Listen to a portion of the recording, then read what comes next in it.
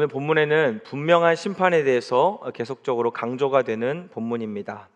오늘 본문에서 곡식을 거두는 수확과 또 포도를 거두는 수확을 이야기하고 있습니다.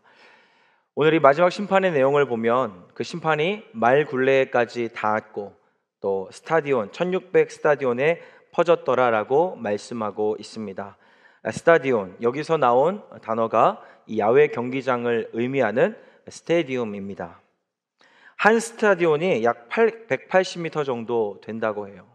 그러니까 1600 스타디온이니까 한 288km 정도 되는 것입니다. 퀸즈에서 보스턴까지 직선으로 그으면 300km 정도가 된다고 하니까 이 반경이 어때요? 아주 광활한 사이즈를 가지고 있는 것입니다.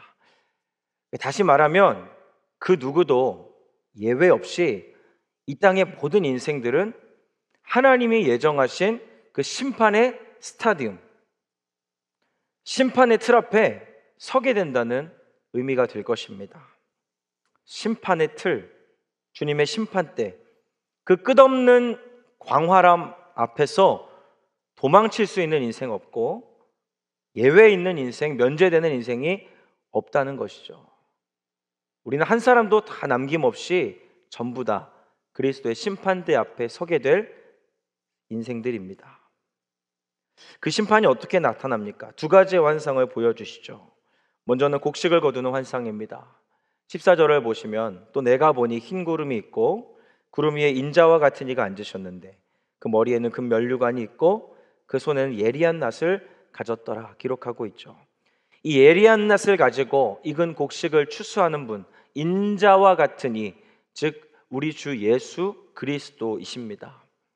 씨를 뿌리셨던 주님께서 마지막 그 추수의 계절도 그분이 거두시리라 성경이 증거하는 것입니다.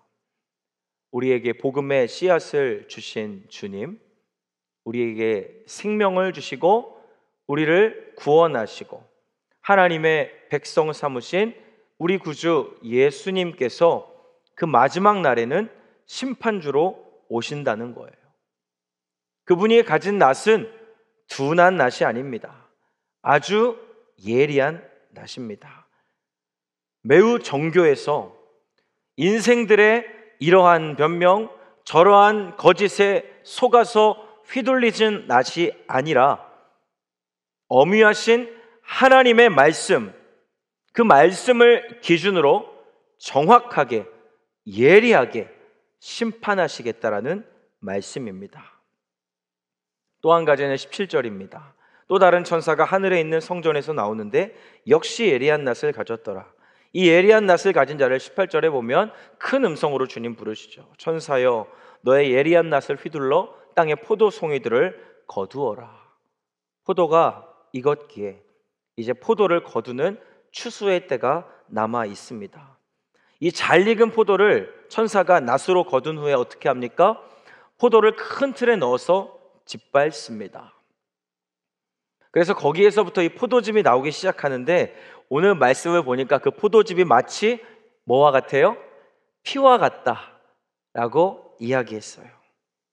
그 피가 성 밖으로 흘러나가는 모습을 보게 되는데요, 이게 마지막 날에 임할 심판의 모습이라는 겁니다. 이 밟힌다는 말을 헬라어로 파테오라고 부릅니다. 파테오, 밟아서 패대기 친다, 집어 던진다, 땅에 내던진다라는 의미예요. 여러분, 이 땅에 사는 모든 인생들 참 얼마나 아름답습니까? 믿음을 가지고 있든지 믿음을 가지고 있지 못하든지 사람들은 다 저마다의 이 아름다움을 추구하고 살잖아요. 외향적으로 아름다움을 추구하든 그 내면의 아름다움을 가꾸든 사람의 인생이 이 믿음과 관계없이 다 일면 아름다운 모습들을 소유하고 있습니다. 마치 오늘 본문에 나타난 아주 잘 익은 영그러진 포도송이처럼 말이죠.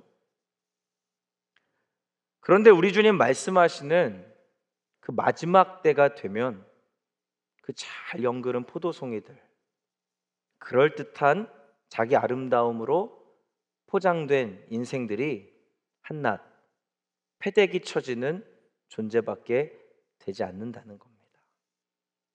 그 잘 익은 포도들이 던져지고 짓밟히는 심판의 그날이 있다는 것을 모든 인생들에게 성경이 증언하는 것이에요.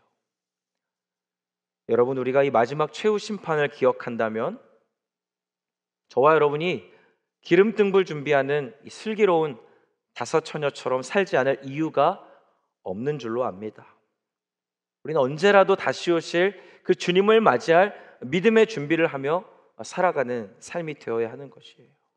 우리가 얼마나 두렵고 떨리는 마음으로 근신하면서 주님의 재림을 깨어서 기다려야 하는지를 돌아보게 하는 말씀인 것입니다. 사랑하는 성도 여러분, 이 새벽 꼭 기억하십시다. 내가 오늘날 성공했다고 심판을 면하는 게 아닙니다. 오늘 내 인생이 아름답고 행복하고 전혀 문제가 없다고 해서 장차 임할 심판이 면제되는 것이 아니란 말이에요. 남들의 눈에 보기에 높은 자리에 지금 있습니까? 남들이 보기에 그럴듯한 영그러진 인생을 여러분 구가하고 계십니까? 하나님의 눈에는 심판의 자리에 있어야 할 인생일 수 있습니다. 하나님은 어쩌면 더욱더 믿음 가운데 울며 기도하는 성도들을 찾고 계신지 모릅니다. 세상적인 잣대로 성공한 자를 찾고 계시는 것이 아니라, 인간의 눈에 그럴듯하게 보이는 그 인생을 찾고 계신 것이 아니라, 주님이 예리한 낫을 가지고 추수하시는 그때에 이 마지막 때를 지혜롭게 또 두렵고 떨리는 마음으로 준비하며 사는 사람, 그날을 기억하며 하나님 앞에 오늘 엎드려 기도하는 사람, 하나님께 헌신하고 주의 뜻을 받들며 주의 몸된 교회를 지켜가는 귀한 성도들을 찾고 계신다는 것입니다. 이 요한계시록은 핍박받는 초대교회 성도들을 향하여 1차적으로 쓰여졌습니다.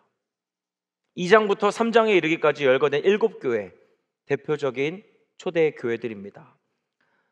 주님은 그들을 책망도 하셨지만 본질적으로는요, 7교회 모두 주님의 위로의 메시지를 받았고요, 격려와 칭찬의 음성을 주님 그 교회들에게 주셨습니다. 에베소 교회를 향하여서 내가 이기는 자에게 생명나무의 열매를 주겠다.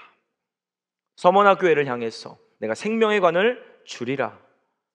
버가모 교회를 향해 내가 감추었던 만나를 너희에게 줄 것이다. 두아디라 교회, 만국을 다스리는 권세를 너희에게 주겠다. 사대 교회, 내가 예수와 같이 흰옷을 입을 것이다. 빌라델비아 교회를 향하여 너희가 하나님의 성전에 기둥이 되게 할 것이다. 라오디게아 교회를 향해서 너희는 예수의 보좌에 함께 앉을 것이다 라고 말씀하셨어요. 여러분이 7교회를 향한 하나님의 특징, 약속의 특징 무엇인 줄 아십니까?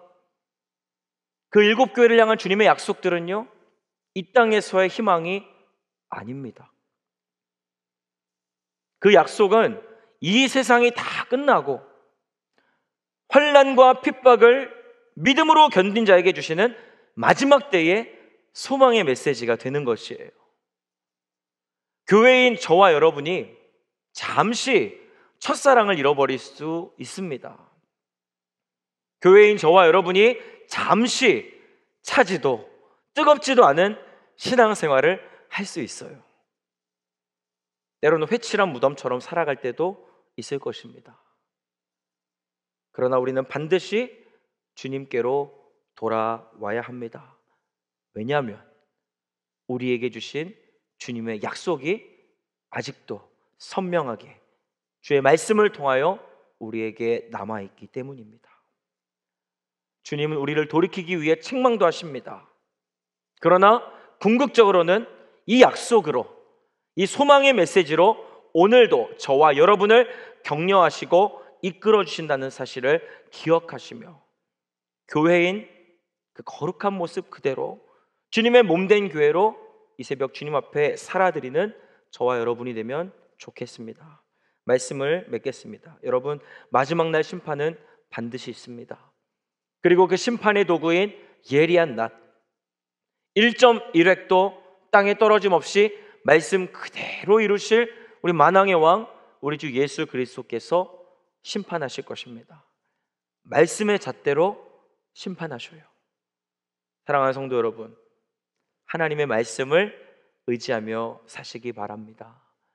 우리는 죄인이지만 동시에 그리스도의 보혈로 씻음받은 죄인입니다. 다시 오실 그 신랑을 맞이할 순결한 신부들입니다. 이 사실을 깨닫고 오늘도 은혜 안에서 기도하며 믿음 안에서 승리함으로 주님 주시는 그 영생의 약속, 소망의 메시지, 생명의 면류관을 소망하며 믿음으로 달려갈 수 있는 저와 여러분의 이 한 날 될 수 있기를 주님의 이름으로 축복합니다. 기도하겠습니다. 사랑하는 하나님, 주님께서 말씀하신 그 심판이 반드시 있다는 것을 기억하며 오늘도 우리의 마음과 우리의 생각을 주님 앞에 내어드리며 믿음으로 살아가는, 순종하며 살아가는 그 인생, 저희의 삶이 되게 하여 주시옵소서.